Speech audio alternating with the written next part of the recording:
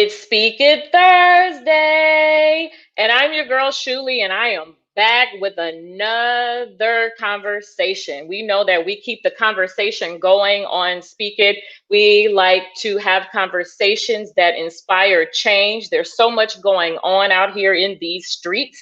Right now, COVID is still hot, and everybody's talking about should we go to school? Should we not go to school? Should we go to work? Should we not go back to work? We're still having this conversation. But the conversation that we need to change would be the one that has all of the bad information. We're here tonight to dispel the myths, misinformation, all the disinformation that is circulating. We've heard so much from the very beginning in lieu of us listening to the medical experts. We have politicians who want to tell us how to live our lives, but we need the facts. And that's what we're here to do tonight, because COVID is real, like they say in church. Repeat after me, say to your neighbor, COVID is real. And that's what we're here to do tonight, is to get some facts. And we're going to speak it. Without further ado, I'm going to introduce my guest tonight. We have Black Girl Magic in the house. I love Black women. We have so much going on right now. Kamala Harris just accepted the nomination for vice president. And so I'm just feeling like all the love, all the magic. And these two women that we have tonight are phenomenal. We have India Ogazi, HBCU alum. She's Cram Fam. She is a marketing communication specialist. And we have Remeka Jones, also HBCU alum from Xavier for her undergrad. And she is a public health professional, educator. She makes sure that we get the correct information. She blessed the city of New Orleans, and now she's here to bless us in Houston to make sure that we get the correct information about whatever is going on in the healthcare world. Well, not healthcare world, but in the streets, period. Make sure we stay safe, to keep the public safe. So drop your city, let us know where you're tuning in from, and I'm going to bring our guest on, and I'm going to let them talk about what we need to know. So welcome. The way we give applause on here, you know that. Drop your hearts, people. Let them know you love them. Welcome, ladies. Welcome. Hi, Thank you. Thank you for having me. Yes, I'm so glad that you all are able to come on. And I'm going to let you give us more background on what you do. But first of all, how are you doing? I'm doing great. I'm doing wonderful. Okay, good. All right. Well, we're going to start with you, Remeka, because we know that you have plenty that you can share with us. Tell us your role and your expertise in terms of what you normally do out here in these public health streets versus what your role is now. Right. So thank you. So I've worked in public health for about 10 years now. I've had different roles within the field. So I've worked in health education and population health and program development. My normal function in my day-to-day job is actually to provide the overall training and technical assistance for our education and engagement activities, ensuring that communications materials are concise, clear, and easy to understand.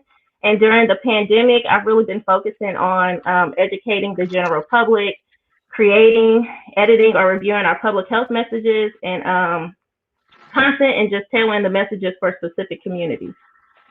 Okay, so you're the one that makes sure that we know what's going on and Yes. and that they're speaking our language. Yes. Okay. And with everything that we've been seeing, and we're going to jump into this really quickly, I want you to start thinking about what you've been hearing and from the public and what we can do. And then first we're going to jump into our next person, India. Somebody say, "Hey, yo, India." So they know you. Hey, yo, India. India, tell us about your role. We know that you come from a healthcare setting. You have a wealth of knowledge too, and your role is in communications. But tell us more about what your current role what your role consisted of pre-COVID and how that's shifting now. Yeah, so I've been in communications for close to a decade, in health communications specifically. Have worked in the healthcare setting as well as in public health or health department. doing a wide variety of communications. So everything from communication planning to messaging to help combat misinformation when there is an outbreak, health promotion campaigns. And so right now I'm actually a marketing communications specialist, and we're actually doing a lot of, just information and education around COVID for our constituents. Okay. Somebody says, looking good, ladies. So Thank y'all are you. looking nice. They're looking nice. They're looking hot out here in these hot COVID streets. So let's jump into it. We know what the conversation has been, but what do you think we should be focusing on right now in this time, Remeka? I think right now, the focus should be about how do we progress and move forward throughout this pandemic. Obviously, we know that everyone is tired, everyone is fatigued. Trust me, no one is more tired than the people that are actually working and getting all the constant information. But it's really about thinking about ways we can safely move forward. What's the best option for you? What's the best way to protect yourself and your family? And so sometimes we know that the information that has been provided, especially around staying home, is not always possible for many people in our community, whether they work for jobs or, they have family and different things that they need to do to take care of themselves and provide for themselves. And so within public health, and I think really within my role, I've been looking at ways to sort of help people understand and navigate the risk of some of the activities that they've been doing. Such as, someone would talk about the activities. So, for example, early on, everyone was told stay home, and so most people have been staying home, but obviously we live in the South, we live in a state that reopened, and so pretty much everything is open for business. You can go wherever you choose. But in doing so, it's important to recognize what activities are high risk. So, for example, you may want to go get your nails done, and that's fine because they're open. So looking at, what are the businesses doing? Are they spacing people out? Do they have the plexiglass in place to sort of protect you and the other people? Is it crowded? You don't want to go into a place that's extremely crowded because with the virus, the more you're exposed, it's really about your exposure. So you're trying to think of ways to limit your exposure. So the more exposure you have outside, the greater your chances are of catching COVID from someone who may or may not know that they have it. So it's about doing just little things here and there, making sure you're always wearing your mask when you're out in public, that you're socially distancing yourself, which is, keeping 6 feet of distance from other people when you're out. And, if you're going to hang out with friends who have also been doing the same things that you've been doing. So, they haven't been going to the day party with like hundreds of people, passing drinks and hookah, but they've been, they might go to the gym, they might do things here and there, but for the most part, they're also trying to keep themselves safe. Okay, well, hold on real quick. Hookah. I saw that where my apartment is situated. I saw a whole gang of people out in the pool, no mask on, smoking hookah, and I'm thinking they thought they were probably safe because they had the little spout. I don't know what it's called, but I saw them passing, and all I kept thinking, nobody's wearing gloves over here, and they keep passing it, and then the actual liquid that comes up in your inhaling. Can you talk about that hookah real quick? Do you have some information for the hookah smokers? So for the hookah smokers, I know people do it to relax, and I'm not judging you, but we know that using tobacco products actually increases respiratory illness and your risk for respiratory illness. So that's exactly what COVID-19 is. The virus, SARS-CoV-2, they have seen it actually impact people's lungs and respiratory systems. And so you're actually, by smoking hookah or using other tobacco products, increasing the risk of severe illness if you are smoking hookah. And actually, I think the CDC released a report maybe last week that looked at young people who use hookah or e-cigarettes or other tobacco products, and they had higher infection rates of COVID-19 when compared to peers who did not use those same products. So you really are exposing yourself. Another thing you have to think about too is that, okay, you are exchanging tips, but you're still passing it from person to person. Y'all are still within 6 feet of each other. If you don't really know where your friends have been, they could potentially have COVID and they're blowing smoke in the air and you're just inhaling the smoke that they just blew out of their mouths and stuff. So it's not really a safe activity to do with people, especially. It's not a safe activity to do in reality, but especially with a group of people. Whew, oh, too much. Okay, we have the questions. India, let's talk about, and I can't resist. I got to do it. I'm going to get it out of my system one more time. Hey, yo, India, tell us more about because your role is a communication specialist. Talk to us about misinformation, myths, disinformation as it relates to COVID and the dangers that come with that. Absolutely. It's as hard to fight as the disease. It's becoming as problematic as the disease, and it's contributing to the disease. It's huge. It's rampant because of social media. It's able to expand a lot more than it could maybe, 30, 40, 50 years ago. And the dangerous thing is that it can be disguised. It can look as if it is factual information. It can look as if it is credible information or that it is a news story. Another big factor with misinformation is the fact that it can be easily spread, right? I recently was talking to a relative of mine who surprised me and told me, well, what about the is it the hydrochloroquine? Help me if I mispronounce it. Hydroxychloroquine. Is that right, Remeka? Yes. Okay. Yes. And said, well, what about that? I recently saw a doctor and she was saying that it's true and that it really can heal you. And what about that? And I said, well, where did you see this? Did you see this on the news? I saw it on social media. Okay. And I also saw that Dr. Fauci really isn't honest and he's in cahoots and he wants to spread. Where did you see this? I saw it on social media. Okay. Did you see this on a credible news station? No. Okay. Have you seen this on the CDC? Have you looked at the facts? The FDA has recently rescinded that particular drugs for emergency use because they found it to be not effective. They've actually found that it causes some serious side effects that could be detrimental to your health.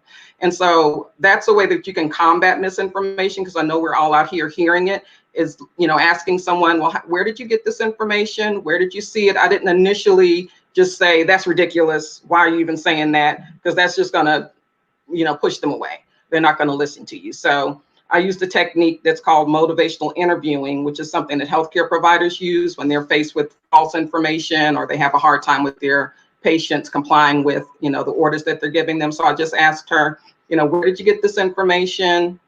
Actually, that is not true. I can understand why you would be concerned because there's so much information that's out there, but you need to make sure you're getting your information from a credible source. And social media is not a credible source. Social media is not the CDC. Social media is not your local health department. Social media is not the FDA. And oftentimes, again, it could be guised as a real news story. Did you even see this on a local news outlet? Did you even see this on a CNN? No, I didn't. I also think that it's spreading today because so many people have cut the cable cord to save money. Don't blame people for saving money. But with that, they also are now just streaming a lot of their news or just getting a lot of their information on social media.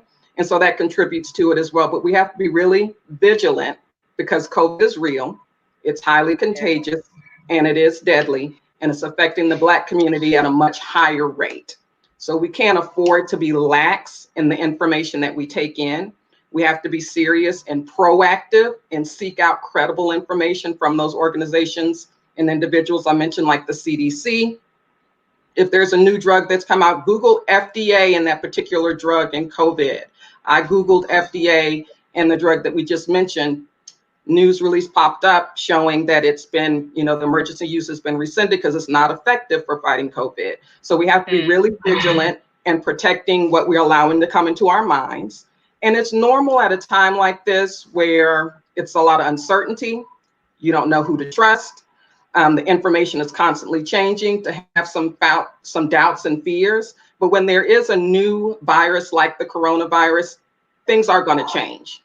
It's brand new. It's kind of like a baby. When you have a baby, that baby is changing quickly. You look at that baby, at 4 weeks, and you look at that baby at 8 weeks, and that baby looks totally different. That baby's personality is changing. And so that's the same thing with a new type of virus. So the information is going to change, but that shouldn't, you shouldn't allow that to make you lose your faith in our medical experts. Dr. Fauci is a strong medical expert. The CDC is a credible source, and those are places where we should be going to get information about COVID, not just I saw it on social media, or my friend told me this, or I heard this. Politicians aren't the people to be listening to, unfortunately. We really got to be seeking out credible sources. Okay, that was great. Melanie Petaway says, great information. Well, great info. Thank you. And you mentioned CDC a few times. What about news channels like CNN, Fox? How does that play a role in the dissemination of the information? I think, just to be forthcoming, some news stations have more of a political view.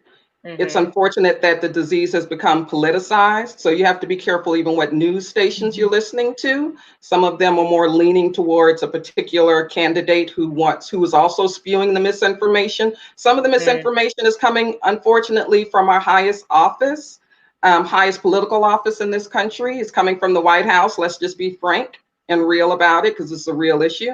Yeah.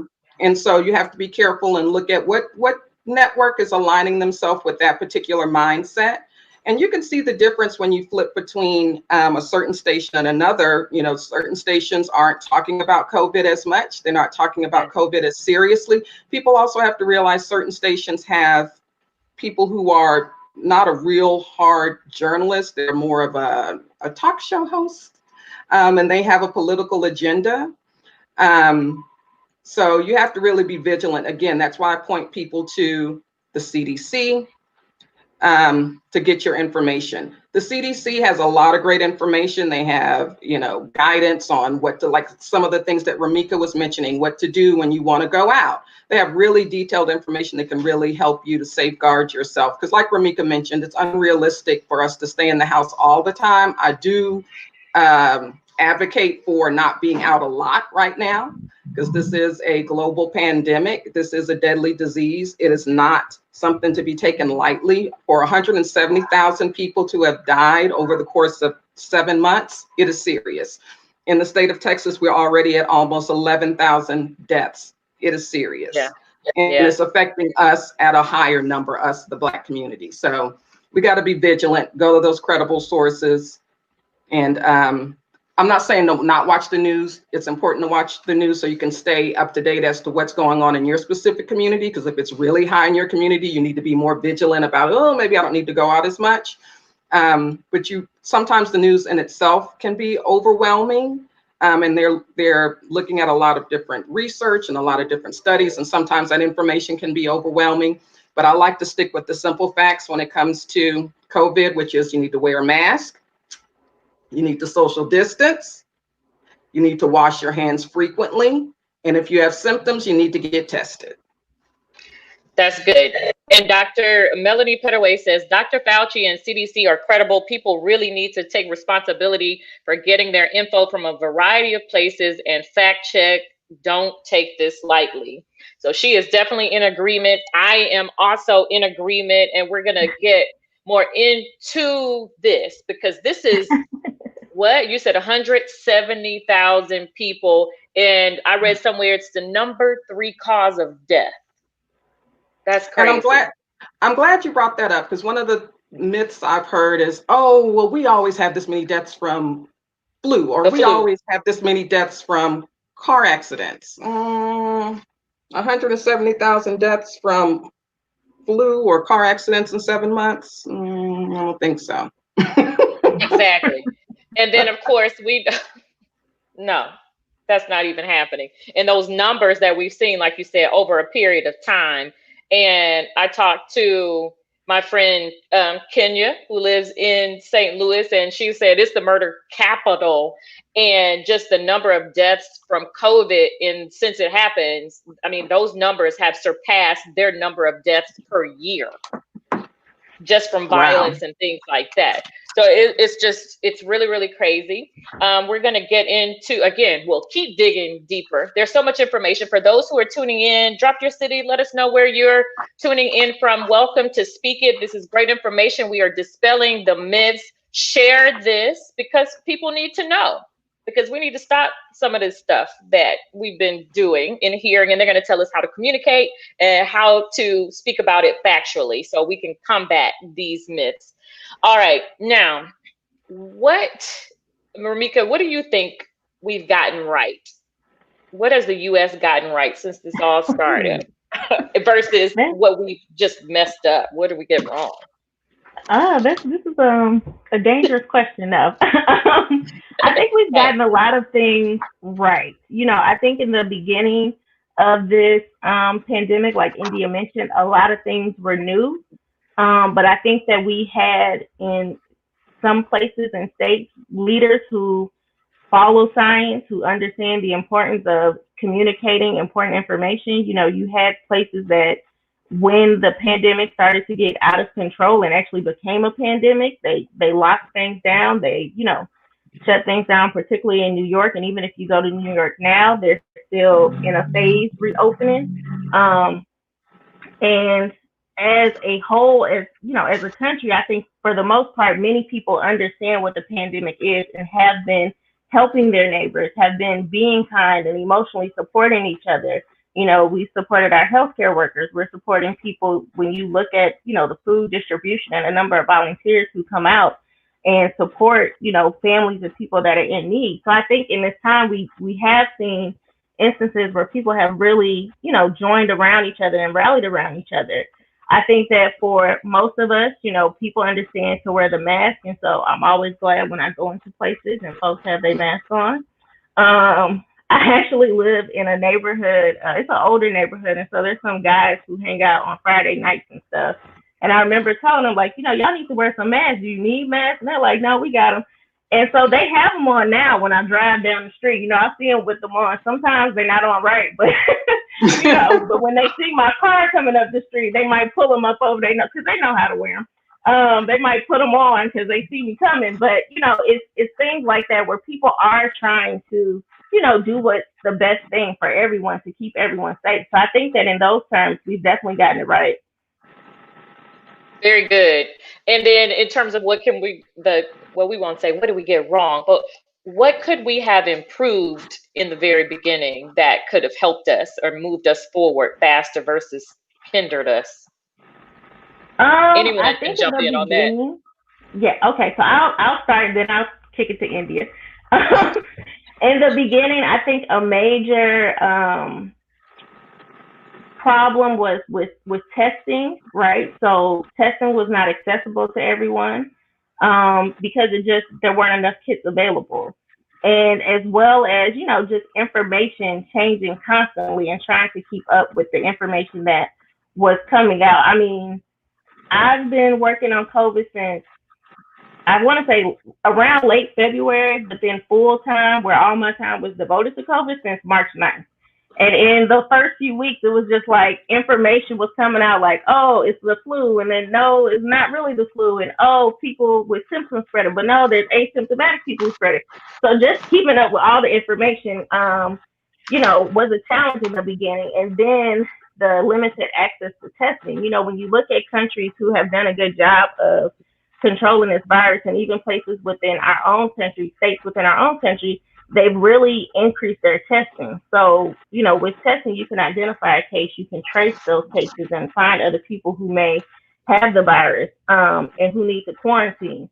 So I think in the beginning that sort of slow to progress into getting testing available to everyone really hindered the public health practices of epidemiology, which is the idea that you identify the person who has the virus, you identify their contacts and quarantine them or isolate them, which you saw happening in the beginning, right? So when the people that were on that cruise ship for a long time, sorry to them, but they were on a cruise ship for a long time because they needed to wait to see if they were going to develop symptoms of the virus and to keep other people in the community safe. So I think that was a major sort of misstep in the beginning that kind of slowed us down, and we're sort of still catching up from that. Okay. India? India, do you have anything to add to that? Um, so what have we gotten right, and what have Yep. we? And Yeah, what could we have improved, or what could we have done better? I think when you look at what we've gotten right, I think you would. We unfortunately we haven't had a true national plan. So when I have to look at what we've gotten right, I like to look at different municipalities. I think New York got things right in getting it under control. Putting in a strict stay home order, putting in a strict mask order, being strict with enforcing it.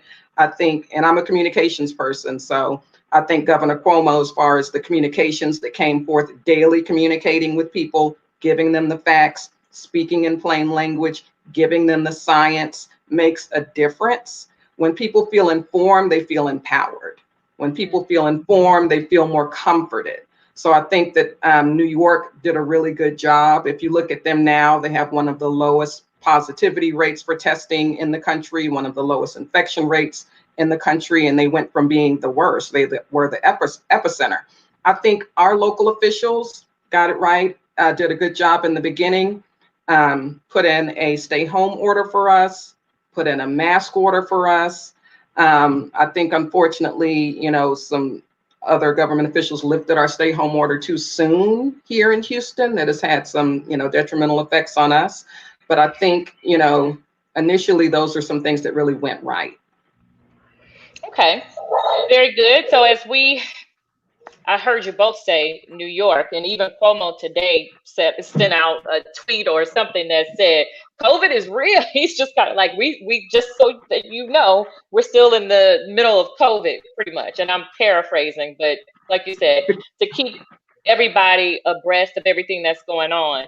And again, Speak It is about providing information to the Black community. So I have to get very specific and talk about cultural norms and beliefs and things that we do that relate to us that we need to know. So I want to talk about, how does that play a role, Remeka, in how we fight this, even what we do when somebody has COVID so having it and in prevention.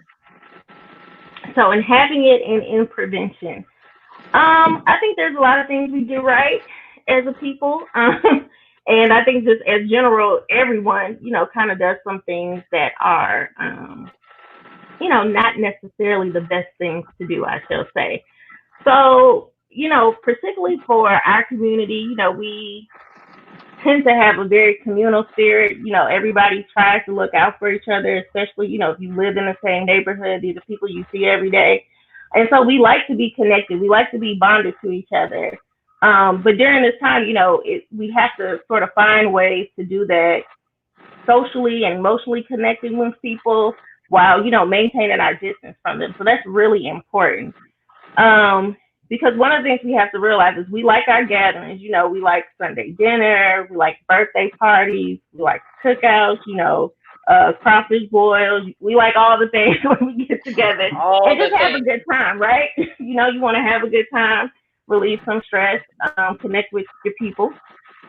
And so those things right now can be, really dangerous for us because it only takes one person really to spread the virus to many people.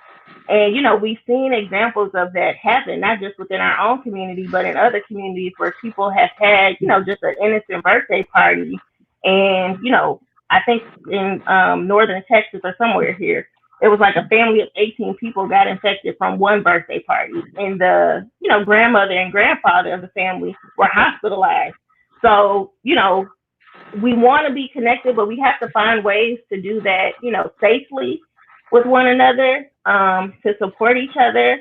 I think another big thing is, our religion, and that comes into play in like many different ways, right? So, we are sort of a religious group of people. We're very spiritual and we take that seriously, and we do believe in God to do a lot of things for us, and He definitely has, and He definitely will continue to do so. But I think for some people, sometimes they feel like if you're doing certain things and maybe you just don't have faith in God, right? That He'll protect you, that He'll keep you safe, that if you get sick, He will heal you, that somehow, your faith is not as strong if you decide that, you want to wear a mask or do other things. And so I think it's important for us to remember that, having faith is different from having fear in something, right? So you can have faith in, God protecting you, but that doesn't mean that you shouldn't do the things to protect yourself. And I think particularly during this time, we can still find ways to express our faith and our trust in God to bring us through this situation, while doing the things that we need to do to protect ourselves and others. So, I encourage everyone, to turn to your faith, to practice it, to pray, to, encourage others to stay encouraged. But just during this time, that kind of looks a little bit differently. And so, while we want to have our absolute faith in God, you also, I feel like, don't want to test Him. So you don't want to say, well, God's going to heal me, so I'm going to go to this, day party and be around 400 people without a mask, and I'm passing drinks and doing all this other stuff. God You wants you at also the want day to, party? Okay. right. So you want to meet them halfway, okay? So, wear your mask when you're out. If you're going to be out, stay home. Do the preventative measures that we've been talking about a lot on this call.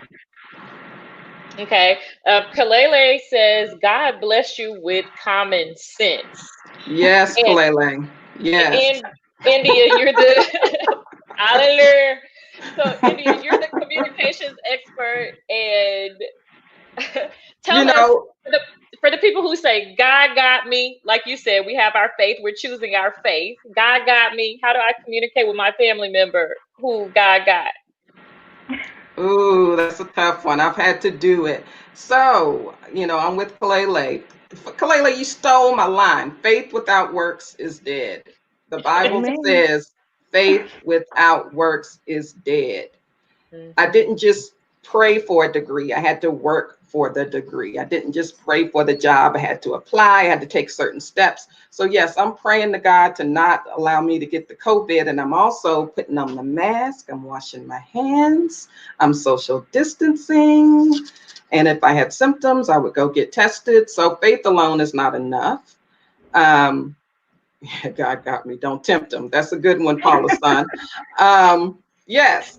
So, but as far as communicating with, our people, I have had some family members, that have told me some things that were concerning.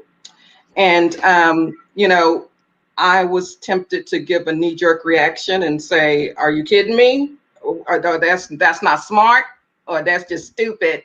That's just dumb. I may have said that, let's be honest. I did. I did say it to a family In your member that was talking mind about, or out of no, your out mouth? of my mouth, rest. And then the Lord worked on my soul. So I did say to a family member who talked about us all getting together, all of us cousins getting together. I said, are you crazy? Are you dumb? That wasn't nice.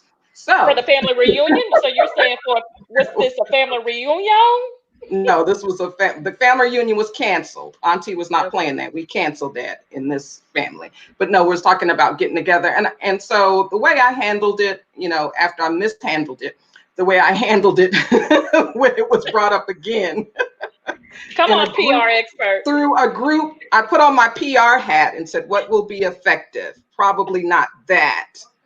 And so the way that I handled it, I actually read an article, to give credit where credit is due, to by Houston Methodist, and it was about how to turn down invitation that you've gotten right now during COVID without being rude or hurting someone's feelings. And so I followed those tips. And those tips were to just, politely say, at this time, I'm not engaging in those type of activities. Would love to get together with you at a better time. So I replied that to the person who made the invitation through it was a group text. And I just said that. And then I also presented the facts, right? So I presented, right now, Texas is a hot spot for COVID. They unfortunately have had to bring in, this was about a month or so ago, had to bring in refrigerator trucks to put dead bodies in because the hospital morgues are full. Would love to get together with you guys, but that's not what I'm choosing to do for myself right now. And then someone else said, oh, thank you so much for the information. Let's get together at a safer time. So then it was, the party. I killed the party. I didn't want to kill the party, but I didn't also want us to kill each other. So, How about that? presenting people, yes, yes, we can party. We can party when we have a vaccine. The party will still be there. The people will still be there. We can party later. It's not like you never seen me before. So I Pretty think that's okay. So, from a messy boots perspective, I'm just gonna say that what I find interesting about this whole thing is people we haven't seen, I'll be synced in right. forever, and now suddenly we want to see everybody, and it's important. I get where we realize I've that noticed life that as is well. valuable, but Right. yes, let's just wait. I love you though. I Right. love And I you. don't know if it's because people have been kept in that all of a sudden now they want to really get out. And I get it, but we can be a little patient. Yeah. You know, Do you think it's we because can. we're tired, Remeka? Absolutely, we tired. We are tired. Pre-COVID, our lives, for most people, their lives were outside of their homes. We found ways to reduce doing some of the things we didn't want to do so we could spend more time doing the fun things, like ordering your groceries or maybe having somebody come clean your house so you could spend your time out in the streets. And so now that we're forced to be at home, we're tired. We're tired of being inside. And so I think it's that coupled with sometimes for some people is that I haven't seen you in a long time and that the pandemic and the way that people have, perished and maybe you realize that this might be the last time I see someone. So I think sometimes some of it is also just trying to get together with people who you haven't seen in a long time. Sometimes it's trying to be with something that's familiar in a very unfamiliar time. And so I think that kind of spurs people to want to gather or spend time with folks because you do realize how short, time is and that some of the things that we were focused on, before aren't necessarily as important as they are now. But yeah, we want to be outside. We want to be outside. I remember all the memes where people were like, remember when your mama used to say outside wasn't going nowhere? Now look, we can't go nowhere. That's how we all feel. Like we can't go anywhere now. But we will, I think people have to also keep in mind is that it really has not been that much time. I think the first case was in Washington State in January. And it started impacting those states like Washington, New York, California. But for the rest of the country, I mean, by and large, we've probably been dealing with this since maybe late March, April. So we're like 4 months in. And I think just the advances in technology to be able to say like, oh, we may have a vaccine by 2021, early 2021, maybe mid 2021. That's pretty quick, you know. In previous times, vaccines and testing and the process with the FDA could take years sometimes to get a vaccine to market. And so I think that the work that's being done, that's being dedicated to really trying to find a pharmaceutical measure to combat this is, working in our favor. And so I think if we could just hold on for a little bit longer and continue to be creative and figure out creative ways to connect and engage with each other, that we'll get through this. Okay.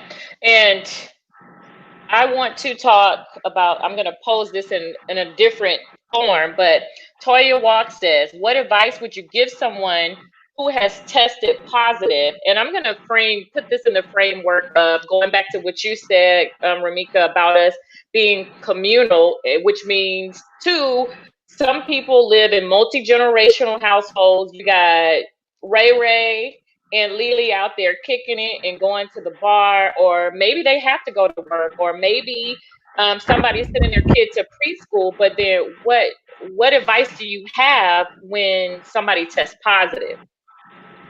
We all in here together. Right. So if someone tests positive, the obvious thing is obviously to stay home, right? So if you have a medical provider, you want to stay connected to that person.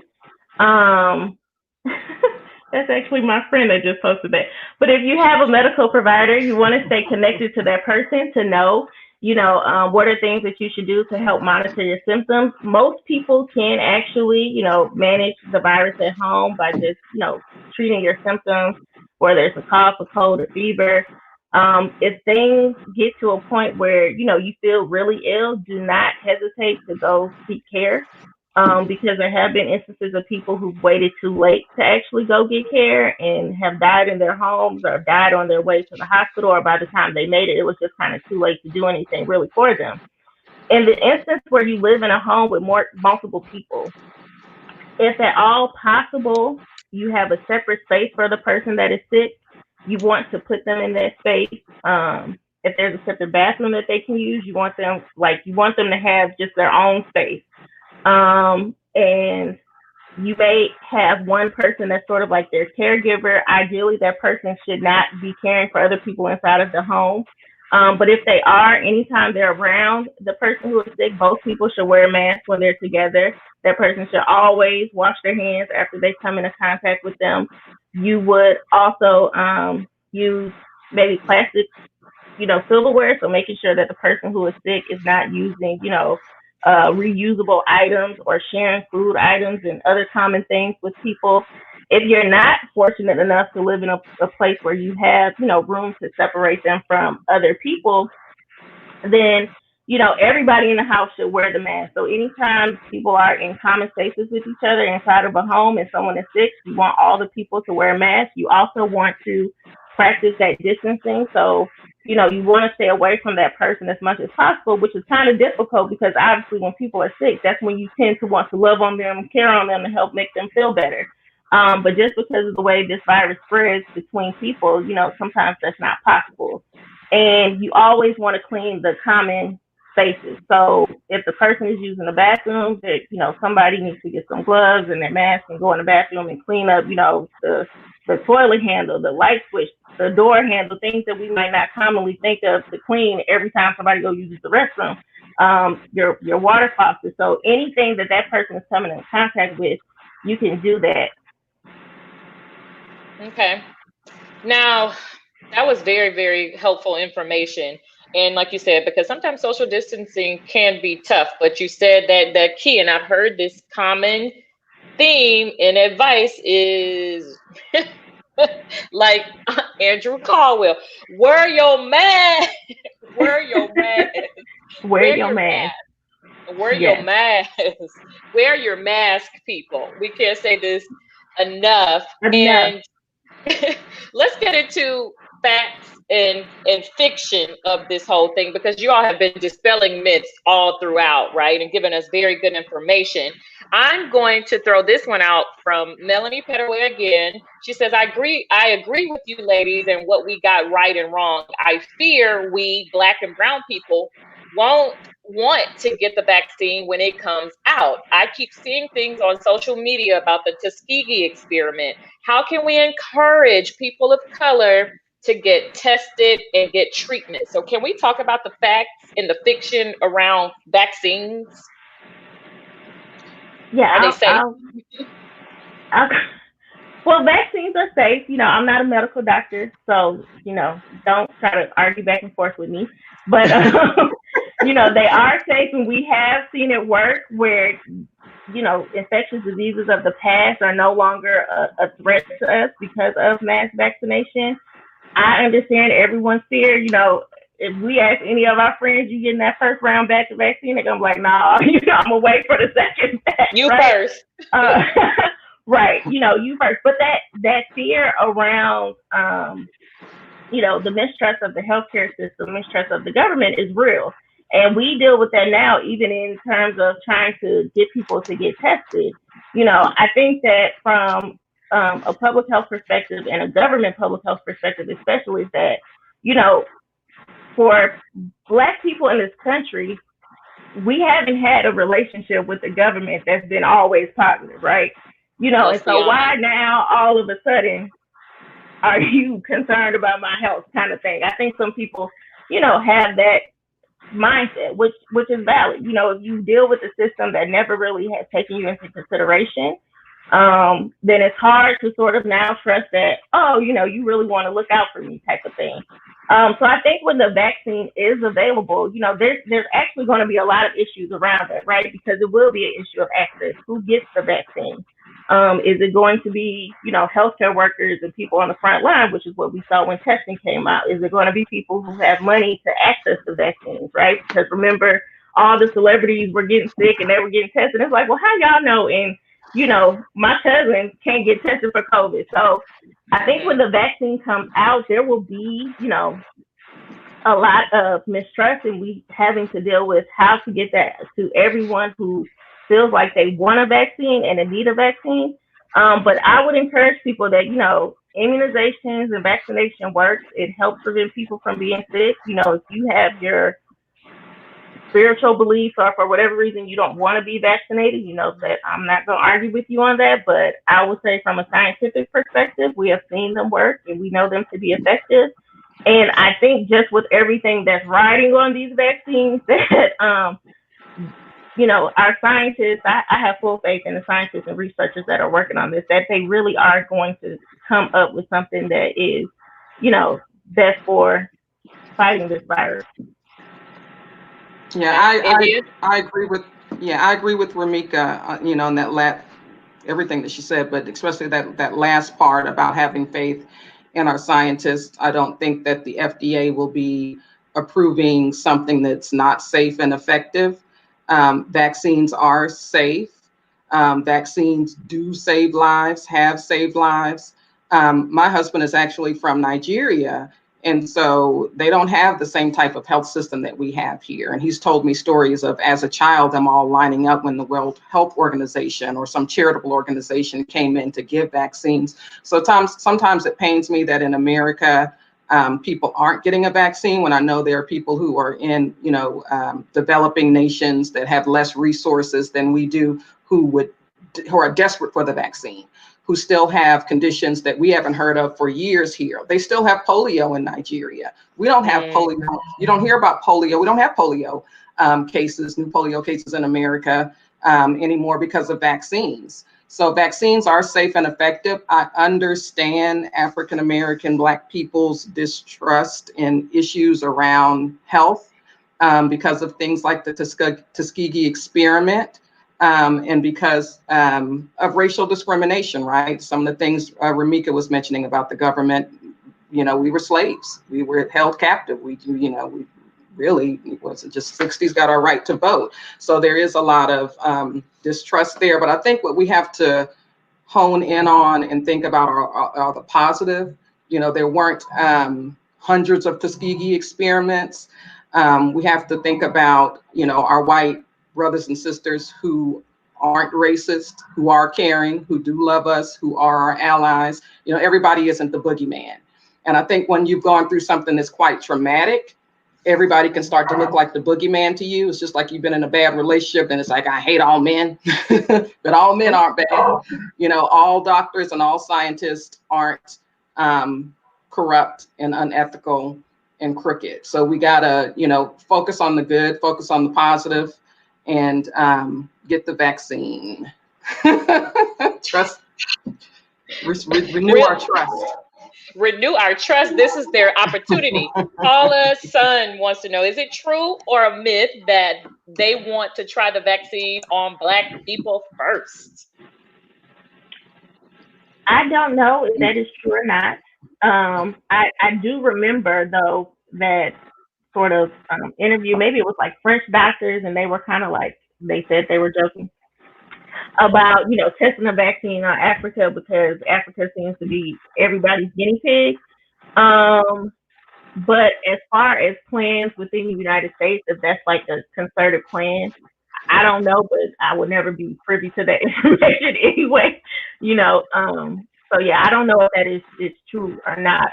I would venture to say that it's probably not true. And like I mentioned before, I feel like once the vaccine comes out, we're really going to have to look at the issues around equity and access in terms of getting people who need the vaccine, getting it to them.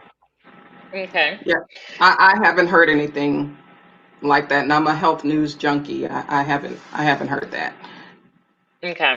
All right. So as we get more to the facts and the fiction, we talked about gatherings a little bit, but real quick, can you help the people we have Labor Day coming up. How do we approach the holiday with this? And I mean, that I think that falls in the gathering, but just can you be more specific, which means really be more specific? How do we handle the holidays? Avoid large crowds. uh, Avoid large crowds. Wear your mask. Social distance is going to be, it's hard to say how people are going to behave. What I have noticed, and it's anecdotally, is that when we have a mask order, I see more people wearing a mask. When we don't have a mask order, I see a lot of people not wearing a mask. And so, for example, and when there's a lot of information pushed out about it's going to be dangerous, don't go out there this weekend. This could happen. Like Easter weekend, I noticed there weren't as many people out. But then when I noticed where we didn't have a mask order, and then people were out and turning up, right? So it's hard to say what the traffic will be like, because we do have a mask order in Texas right now. Wish we had a national mask order, but that's another thing. Vote. Just want to add that in there. But I think that it's going to be hard to predict whether people are. That's right. Nope. Vote. This situation has really showed us the power of government and the power the government has over our lives, so vote. But yes, I think it's hard to predict whether they're going to be large crowds. So I would say, avoid large crowds. Again, like Remeka mentioned earlier, it's hard to just stay at home all day. I'm someone who's been being, trying to be really vigilant about my safety during this pandemic. So I spend a lot of time out and have kids at parks. Outdoors is safer than indoors. I go to a park where there's ample social distancing that I can do. So that's my advice. So you're saying outside is okay if it's and vote and vote again. I'm saying and vote. Avoid large crowds. Okay. You're right. All right. So are you saying it's okay because we've seen people out at the beaches? These huge beach parties are outside, but that's crazy to me. But if there's a large crowd, that's a large crowd. But they're saying we're outside. Social distance. Yeah. But are you social distancing? Good question. That's it. What's that technique you told us? How do you talk to people? Yeah. So you just ask them, just ask questions, you don't just make them feel bad.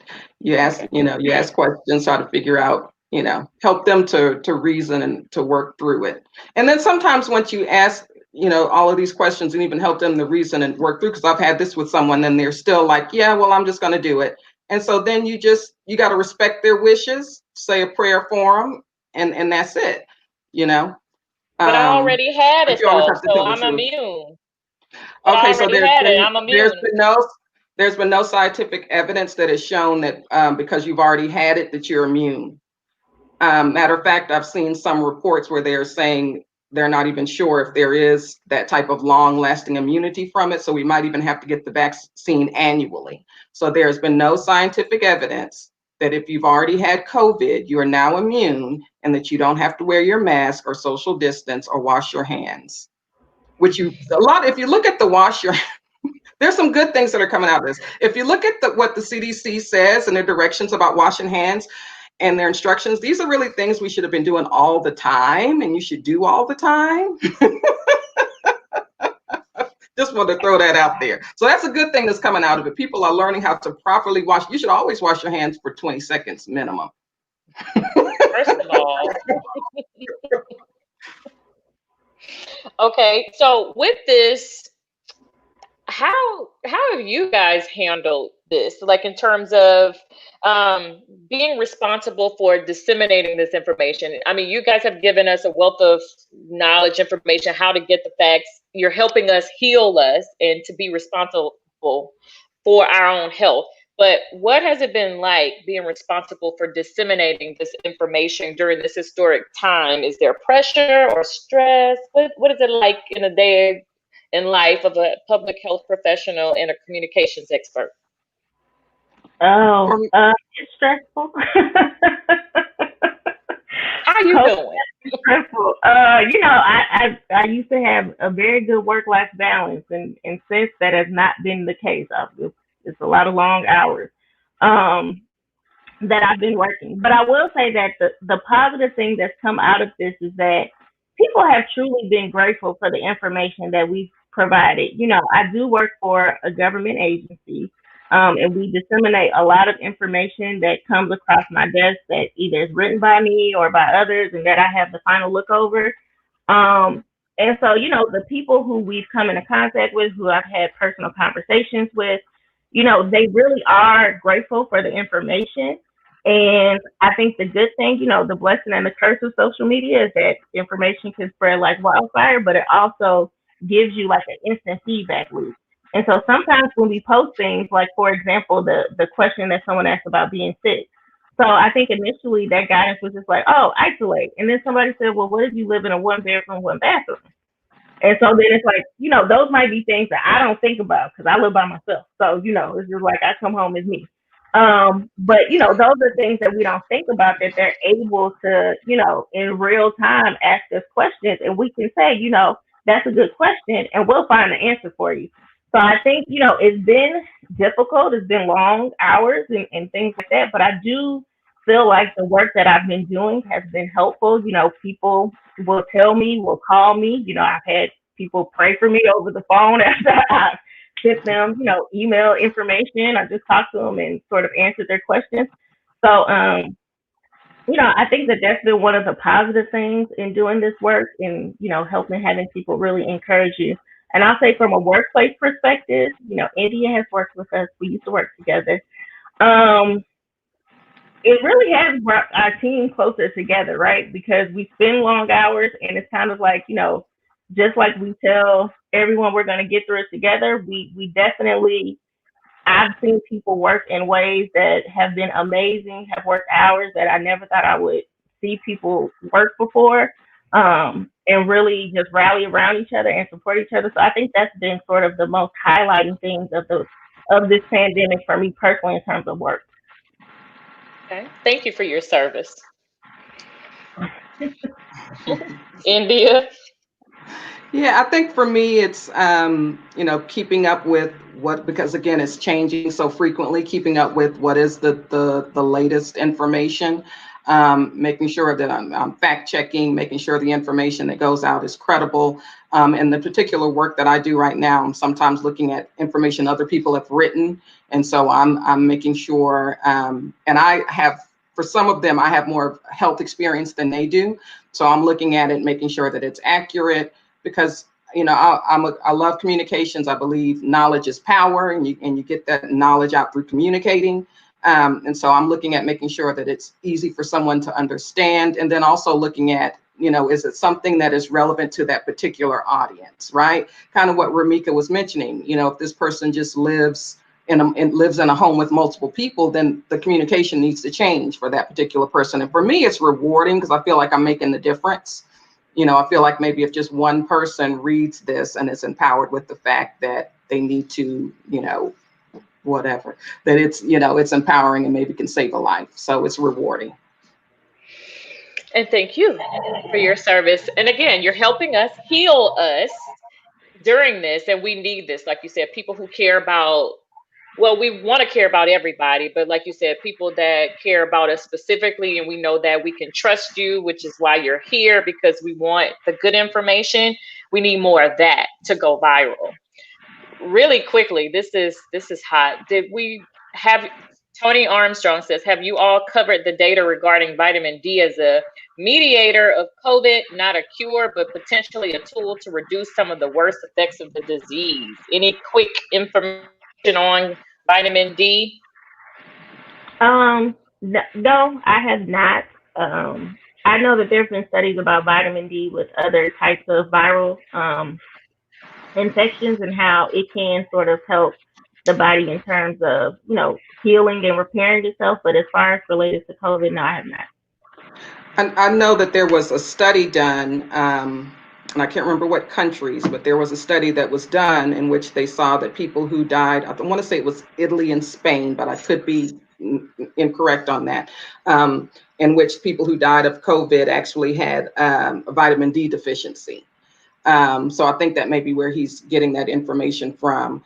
And African Americans oftentimes can have a vitamin D. I'm not a doctor, but I actually was diagnosed with a vitamin D deficiency last December, and my doctor started me on vitamin D.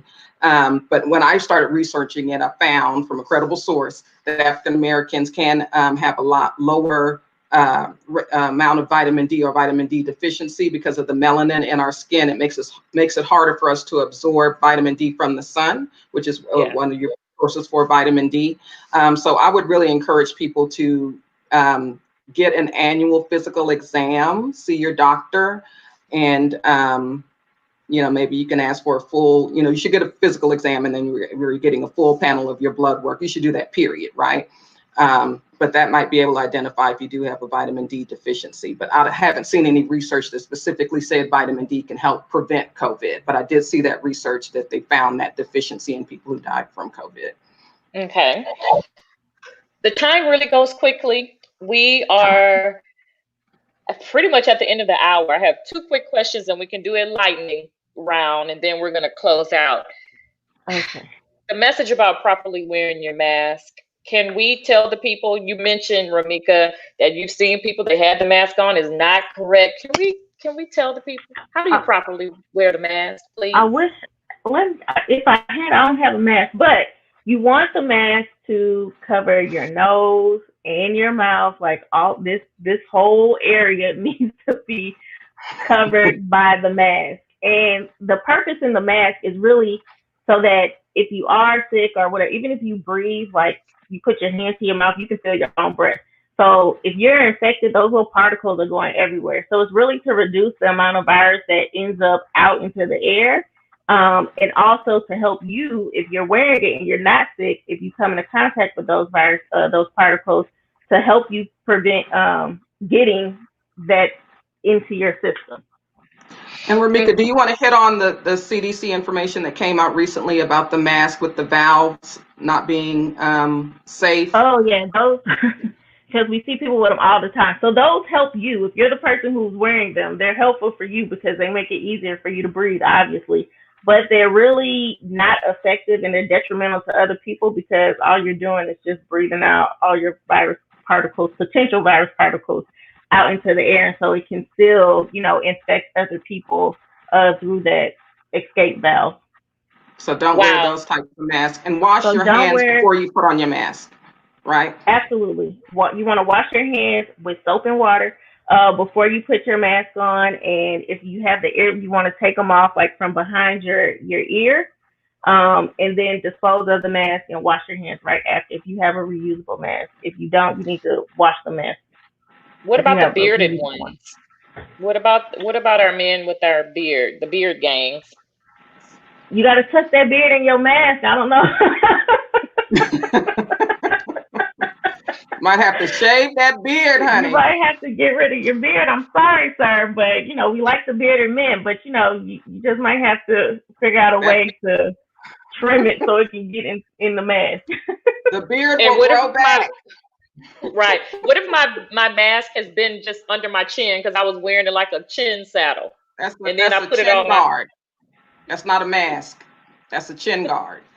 I stole that from Andrew Cuomo. You got to wear the mask. Otherwise, it's a chin guard or it's just on your mouth. It's not a mask unless it's doing all of this. Right. I've seen that one. I've seen this, and they fall down.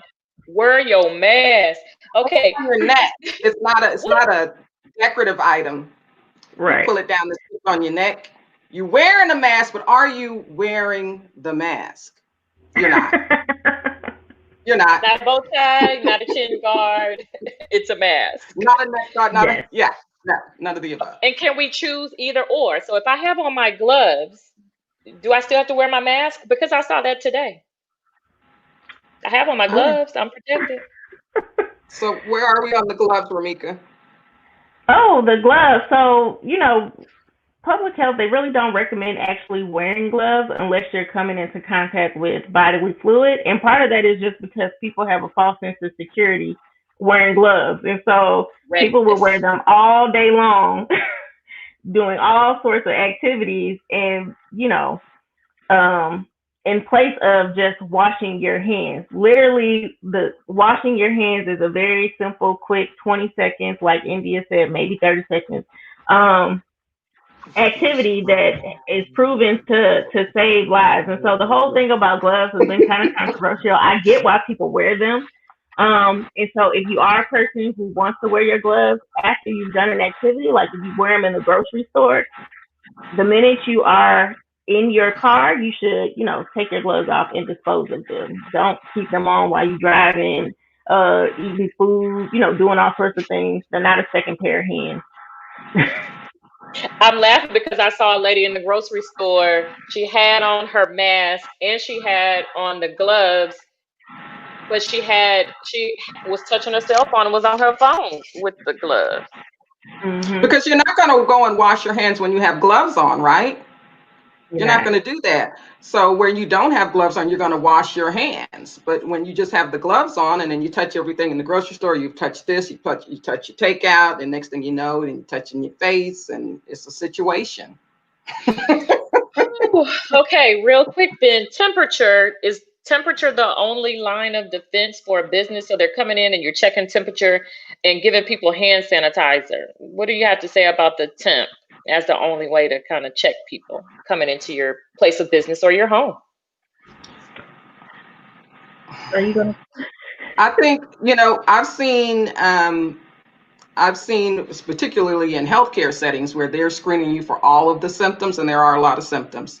And then I've seen in some businesses where it said, your temperature or all of the symptoms. It varies per business.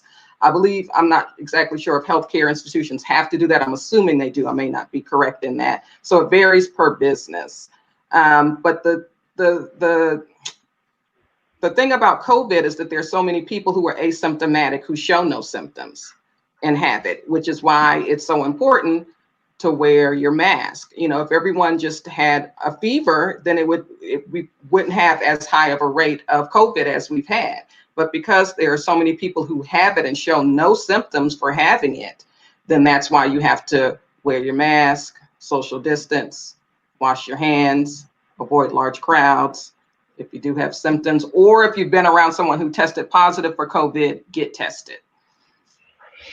Yeah. Thank you, ladies. Rinse and repeat. Her sentiments about the temperature checks. I think in the beginning, because fever was one of the symptoms that was associated with COVID very early on, that temperature checks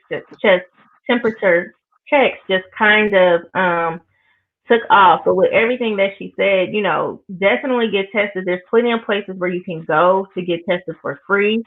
And I tell, my friends who ask me, if you've gone anywhere where you think you could have potentially been exposed to COVID, whether you had a mask on or not, just go get tested. There's no harm in doing so.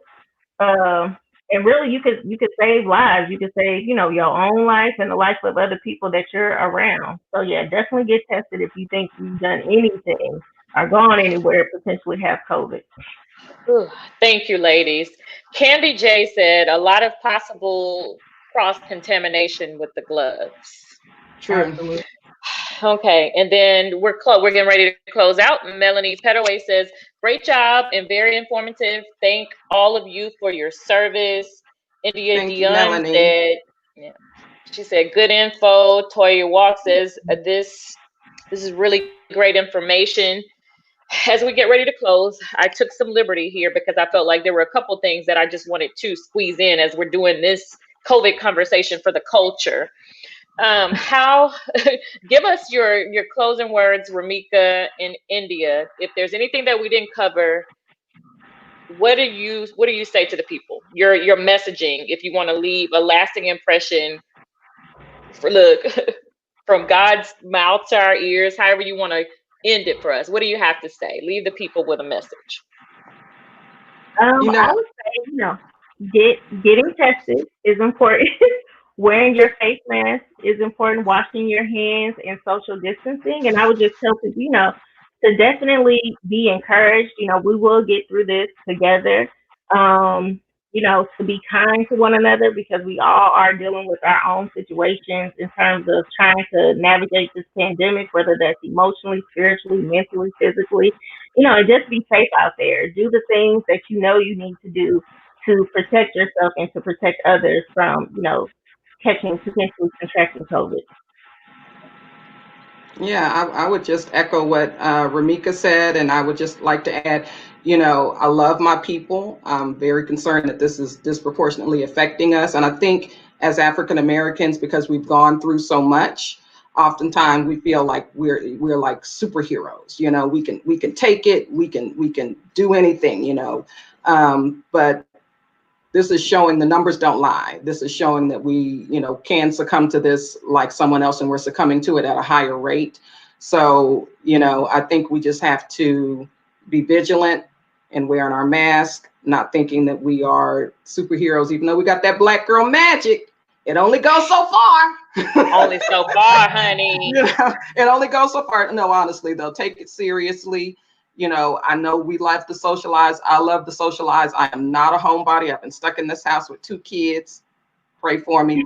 But I just be patient. We will be able to go out and hang out like we used to, but right now the stakes are just too high. Thank you both for that. Right. To finish in your point, you want to vote like your life depends on it. Because it does. Thank y'all for that. Yes, we must vote. And they're telling us too to get our ballots early. Get it. If you know you're going to have to mail it in, we need it now. Send it back. Don't hold it. Don't put it on your kitchen table. Get it and send it right back. Vote early. That's what they're telling us. Early voting starts on October 13th in Houston. Yeah. Well, I guess all over. Yep. Actually, this is national. Texas. Yep. So, vote. Wear your mask. Let me stop. Wear your mask. Wash your hands. All of the things. Take care of yourself. And as we know, the conversation continues. There's so much more that we can say and discuss. We are all out of time, but we believe in the ashe, which is a West African term that means our words have power, and we can create change by speaking it into existence. And these ladies have come on and they've definitely done that. And we are very much appreciative.